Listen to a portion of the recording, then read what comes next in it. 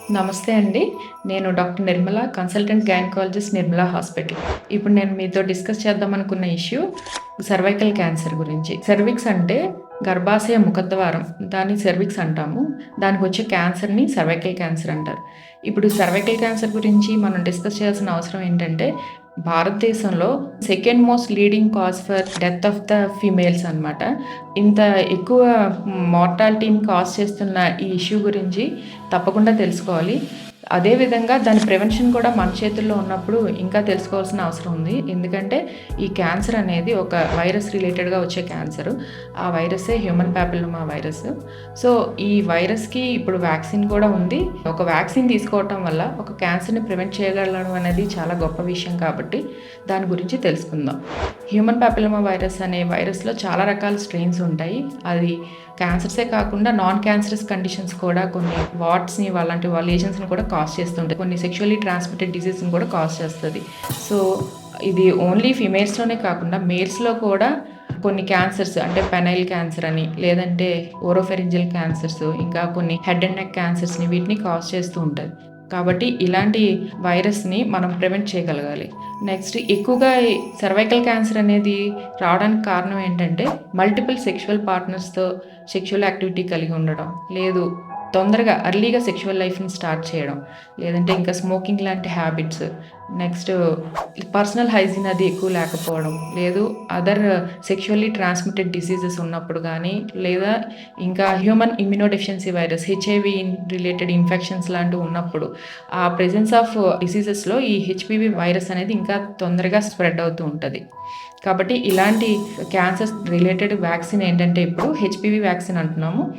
అది మనకి 2 రకాల కంపెనీలు ఇప్పుడు ప్రొవైడ్ చేస్తున్నాయి ఇండియాలో. గార్డాసిల్ అండ్ సెర్వోవాక్ అని చెప్పి. గార్డాసిల్ అనే దాంట్లో 4 స్ట్రెయిన్స్ ఉన్న వ్యాక్సిన్ ఉంది. అదేవిధంగా 9 స్ట్రెయిన్స్‌ని కవర్ చేస్తున్న వ్యాక్సిన్ కూడా ఉంది. యూజువల్‌గా దీన్ని 9 ఇయర్స్ నుండి 45 ఇయర్స్ వరకు ఉన్న ఆల్ ఫీమేల్స్‌కి ప్రమోట్ చేస్తున్నారు. సీడీసీ వాళ్ళు ఇప్పుడు రీసెంట్‌గా ఏంటంటే ఈవెన్ మేల్స్ కూడా అబ్బాయిలకి, అమ్మాయిలకి ఇద్దరికీ కూడా ఈవెన్ టీనేజ్ గ్రూప్‌లోనే దీన్ని ప్రమోట్ చేస్తున్నారు. 9 ఇయర్స్ నుండి 14 ఇయర్స్ మధ్యలో అయితే 2 డోసెస్. ఫస్ట్ డోస్‌ని 0 డోస్ అంటాము. ఆఫ్టర్ 6 మంత్స్ సెకండ్ డోస్ ఇస్తాము.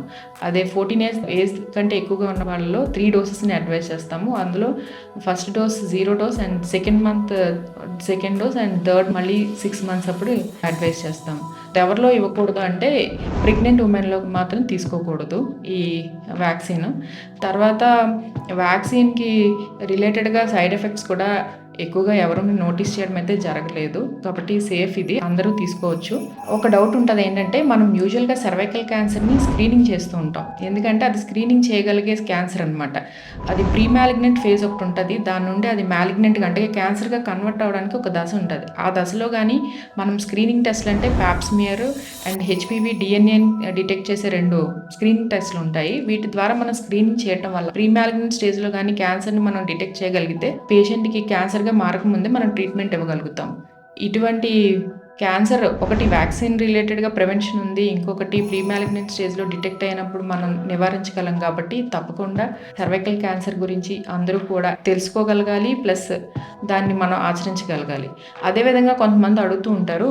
ఈ స్క్రీనింగ్ అనేది ఆఫ్టర్ వ్యాక్సినేషన్ అవసరమా లేదని. కానీ తప్పకుండా వ్యాక్సిన్ తీసుకున్నా కూడా రెగ్యులర్ స్క్రీనింగ్ అంటే సర్వైకల్ క్యాన్సర్‌కి సంబంధించి పాప్స్మియర్ డెఫినెట్‌గా 21 ఇయర్స్ తర్వాత నుండి 3 ఇయర్స్‌కి ఒకసారి పాప్స్మియర్ గానీ, లేకపోతే హెచ్‌పివి డిఎన్ఏ టెస్టింగ్ గానీ, లేదు రెండైనా. 2 తీసుకుంటే 5 ఇయర్స్‌కి ఒకసారి డెఫినెట్‌గా స్క్రీనింగ్ అనేది మాత్రం ఫాలో అవ్వాలి. హెచ్‌పివి వ్యాక్సినేషన్‌కి సంబంధించి మీకేమన్నా ఇంకా డౌట్స్ ఏమైనా ఉంటే కింద కామెంట్ సెక్షన్‌లో కామెంట్ చేయండి. Thank you.